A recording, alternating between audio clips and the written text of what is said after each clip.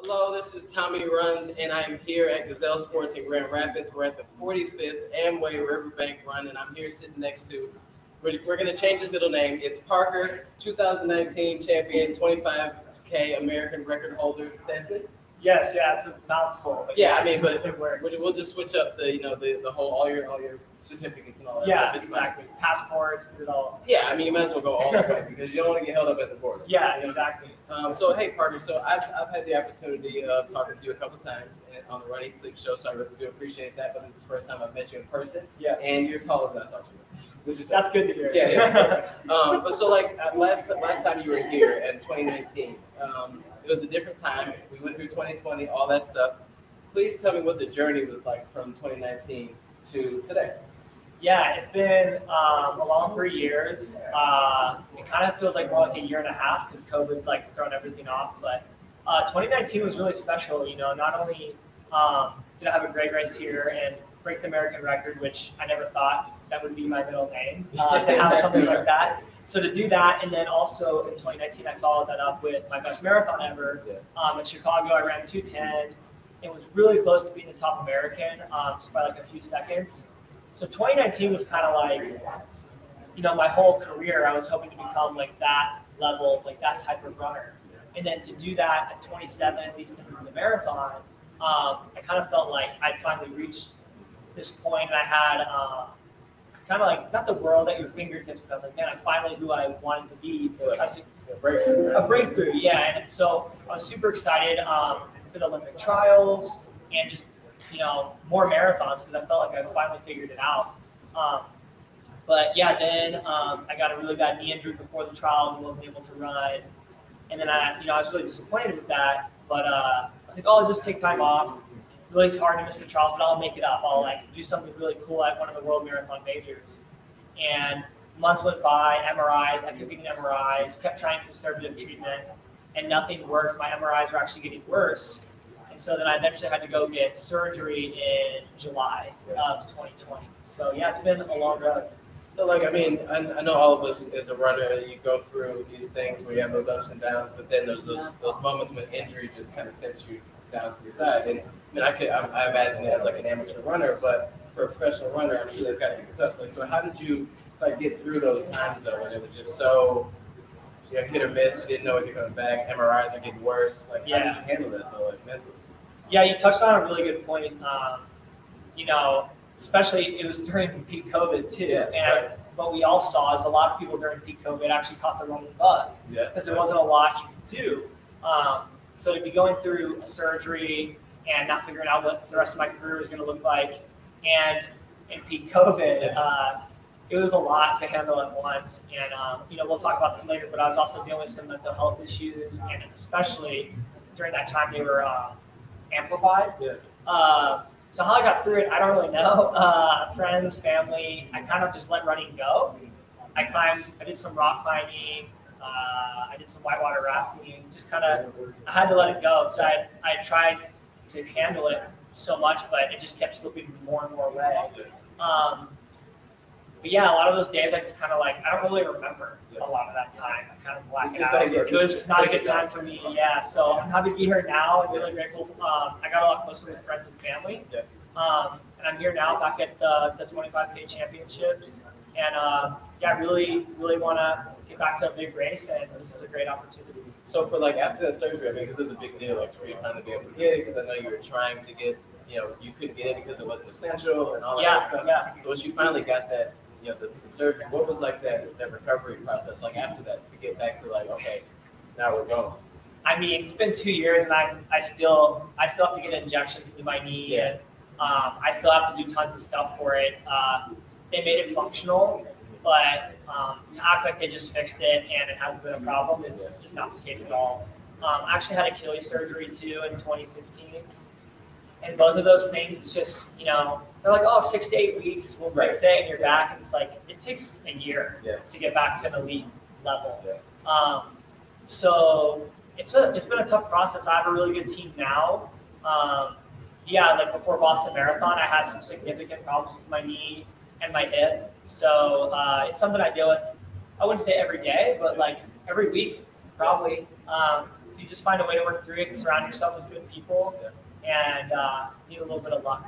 I mean, I think it's really cool though. I mean, not that you're going through something, but to hear that you're human as well. I mean, 'cause a lot of times as amateur runners, we look at the people on TV, and, you know, that you guys are just out there crushing it no matter what, and there's no issues, and everything's fine because you got doctors and all stuff. But it is cool to hear that you guys also have to deal with things that you have to get over, work through, got those aches and pains, all that stuff too. So, but I'm glad you're healthy here. How does it feel to be like back where, you know, you've said on interviews that, you know, Grand Rapids kind of changed your life twice, like in 2017 and 19. But so now that you're back here, how's that feel? Yeah, I'm just hoping to create some more memories, but I have a lot of memories here. In 2017, I was still running on the track, and I ran a horrible track 10K, and I was like, this stinks. I just spent like $1,000 to go to this meet, made no money, and I begged to run this 25K championship, which was like 5 days later. They're like, yeah, I guess, but you got to pay for all your stuff and whatever. But I bet on myself, and I came out here, and I was so fired up from my bad race that I got third. And I lost to Nathan Ritzenheim, who almost broke the American record that day, and a Michigan legend, and I mean a U.S. legend too. And then Crystal Landry got second, who also had the American record at one point.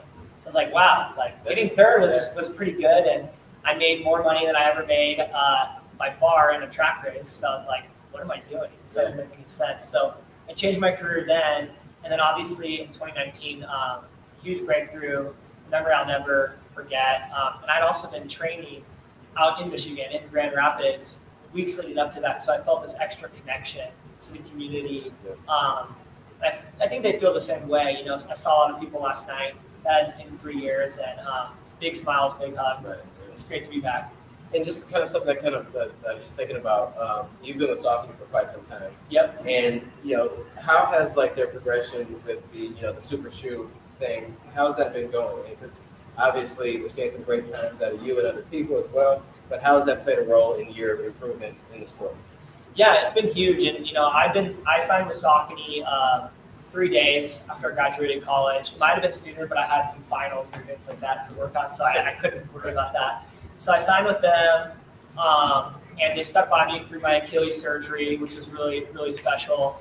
And then they stuck by me through this knee surgery, which was really special. So they're like family to me. So their shoes progressing and be a part of that, and to be building each other up. You know, their shoes helped me run an American record. They helped me run a 210. What shoe was that? That was American record, and Chicago was an early iteration of the Northern Pro. Okay.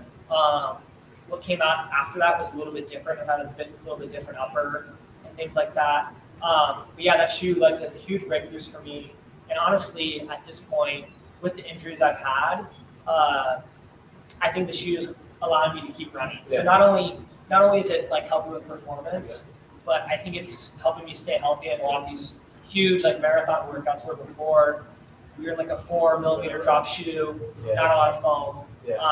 So not just performance, but also health. The new Endorphin Pro and the Saucony shoes makes a really big difference for me. Yeah, for sure. Like sometimes I'll reach for like the Endorphin Speed. Like if I'm like kind of banged up a little bit, and just I'll take it out on an easy run too, just because like they feel so good on the feet.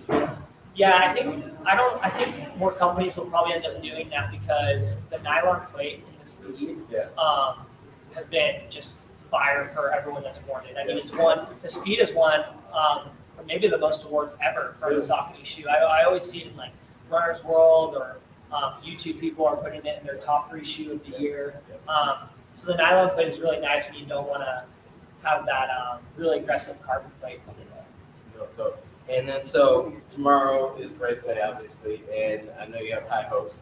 But knowing that the weather is going to be a little warmer than optimal, like maybe a lot warmer than optimal. Yeah. How does that change your game plan a little bit? Yeah, a lot of people have been asking that, and maybe I'm being naive, but I'm trying not to think about it. I've worked really hard. I'm in good shape, and so I'm really just hoping that I'm so fit that I can deal with how tough it's going to be. Yeah. So like I said, maybe interview me after the race, and that's a mistake. But I do know that we will run significantly slower. Right. But so no records. Not from me. if someone wants to go get that record, then more power to them. But I think you need a special day to get records, not just fitness. And it doesn't look like that'll be that way tomorrow. But yeah, I'm just gonna have faith in my fitness tomorrow, and gonna try to drink a lot of fluids today. But every race is really tough, and tomorrow's just gonna require you to be a little more tough than usual, I guess. Yeah. Yeah, I can't wait to see you grind it out and see what happens tomorrow. But you kind of mentioned earlier, about 2020, and a lot of running was kind of brought to the forefront. More people use it, entered the sport because of like gyms were closed, everything's closed, people got out there. But along with that, with the pandemic and having people have to kind of stay inside and shut in, you saw more of like the rise of like awareness for mental health. Yeah. And it's also Mental Health Awareness Month. And I've heard you talk about it on your Instagram and other interviews that, during that time you suffered through a few things. And I'd love to hear how you kind of worked through that. But then also like how has acknowledging whatever issues were going on helped you become a better runner and a stronger runner? Yeah. So maybe it was probably like middle of 2020. So yeah, it was like right when the pandemic was really starting. And I just had a lot of things going on in my personal life, and COVID didn't help with that situation. And I was just seeking support, with my mental health. And I was just seeing a therapist at the time, and that was really helping me. But during that process, after talking to her for a few months, she kind of noticed a few red flags that she wanted to bring up with me, and got me in to see, I think it would be a psychiatrist. That sounds right. So I went to a psychiatrist and didn't think much of it. I felt like they were like the same, I was like on the same pain, whatever. Same couch, right? Yeah, exactly. And after the first meeting with her, she right away was like, not only are you bipolar, but like you need to be medicated, I was really upset by it, honestly, when I found out about it. I felt like it made sense. And I guess why I was really upset was I felt like I was sad that it took me until I was 27 years old, or 28, I don't think 27, to get the help that I needed. And I felt like my life might have been a little bit different. I looked at some of the bipolar tendencies I had as what made me a really good athlete. I was always just so much more intense than people growing up, and I didn't understand why other people didn't have a lot of emotions that I had. And I thought that was just part of what made me a good athlete. But then to be diagnosed and to see how it affected not only me as an athlete, but then definitely how it affected my personal life was a lot. And so to get that support, and it's a long process. You try different drugs, you try different ways of helping it, and a lot of them don't work out for you. So it took me probably about a year and a half to find the right system. Yeah, I'm doing really well now. It probably helps me be a better athlete as I don't get too high or too low from training and setbacks. Nice to be devastated with injuries. And everyone is, obviously, but bipolar is kind of described as you're feeling a little bit more of a spectrum than other people are feeling with their emotions, but you still have the same emotions. But I'd say it's more just maybe a better person, a better friend, better brother, better son. So that's really the important stuff, though, right? Yeah, it's definitely a lot more important than running. Obviously, it's your career, but at the same time, like the support. I was on an interview before, and it's like we have these great support systems, but like sometimes it's like type A runners or whatever. Yeah. We drag them with us through this process of all the ups and downs and the intensity, but then we don't ever like sit back and look at how important it is to be in their lives as like the person that they want you and know you to be. Yeah. So it's dope that you were able to find out, even though later than you wanted, but to find out like, hey, here's the thing that's going on, and able to kind of settle into like a new way of kind of life. That's dope to hear. Yeah, it's made my life a lot less painful, I would say. I just look back at my life and things were a lot harder than they should have been. Right. Well, but I also felt like it led to a lot of great performances in a weird way too. Yeah. Because when you're really high and really dialed in and focused, that's special too. But it's just too dramatic to.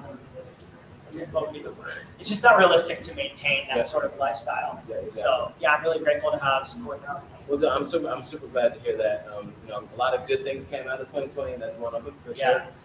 So I got to ask you though, back to the race thing. Can you say what shoes you're wearing tomorrow? Yeah, so I'm wearing a pretty cool shoe. I get spoiled if I'm Saucony a lot. So I'm actually wearing a Pro Plus. So yeah, I'll have no excuses for tomorrow, unfortunately, in my race, because I'm wearing a super good shoe. All right, cool. Well, thank you so much. And we do have a very large audience here. Yes. Is there any questions? Let's take some questions for Parker, and then after that, we'll close out. We got a question over here, way in the back. So I know that you have that American record, of course. Would you consider that your like favorite race, like the biggest time that you had afterwards, or like was it not as great as it felt? No, it was. So I wasn't on any medication at the time, so I couldn't sleep for 3 days after I had that race.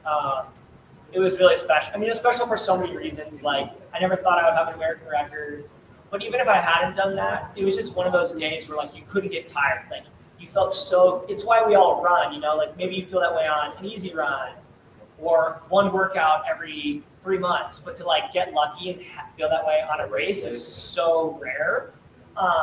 So even if I hadn't done that cool materialistic thing, just how I felt was everything you dream of. And I also had been struggling in my races before that, so to finally have a breakthrough like that was a huge high, and I'm chasing the next one that high, hopefully. So. Cool. Any other questions? Question? What are you looking forward most to after the race, like food-wise? Oh, food-wise? Well, I have another race in June 18th, which is actually more my peak race than the marathon. So I can't go too crazy. But food-wise, I don't care about that, but I can't go party. Food-wise, I just love ice cream so much. Yeah, any ice cream. I eat the whole pint, like right then and there. So that's my guilty pleasure. There you go. Well, thank you. Number one, I just want to say thank you to Saucony for letting me do this and having me interview Parker. Yeah. Also, Gazelle Sports, thank you for having it here in your shop. It's a beautiful place. If you are around in Grand Rapids, make sure you pull up. It's a dope store. And thank you, Parker. Yeah, of course. I think we might have one more question. No? One more question? It looks like you had one. Okay, never mind. All right. Well, I mean, we don't have that much time. Exactly. There's too many people here for that. Yeah. But yeah, thank you so much for this. Good luck tomorrow. Thank and you. dope to meet you, man. Yeah. Thanks.